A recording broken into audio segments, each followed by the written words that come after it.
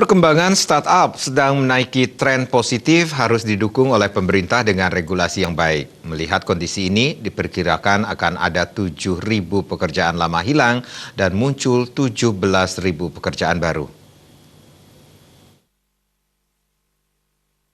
Sesungguhnya harus disadari bahwa revolusi industri generasi keempat sudah semua berbasis digital. Jika dilihat dari perkembangan pekerjaan, tentu ada kurang lebih 7.000 sekian pekerjaan lama akan hilang dan akan muncul 17.000 sekian pekerjaan baru yang berbasis pada digital atau sering disebut dengan istilah startup. Terbukti sekarang ada 4 startup yang sukses dan memiliki evaluasi lebih dari 10 triliun rupiah. Semakin banyak startup yang mulai ikut melantai di bursa saham.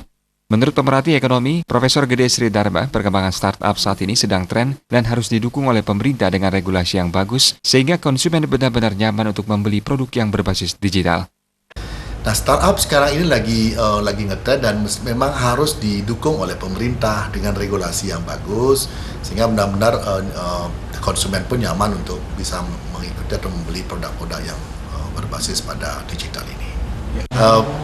Generasi muda itu atau generasi milenial sekarang itu sudah punya mindset yang kreatif ya. Mereka sudah dilahirkan dari kecil, sudah diberikan namanya smartphone, maka kreativitas itu muncul dari mereka sudah bermain dengan game-game yang online.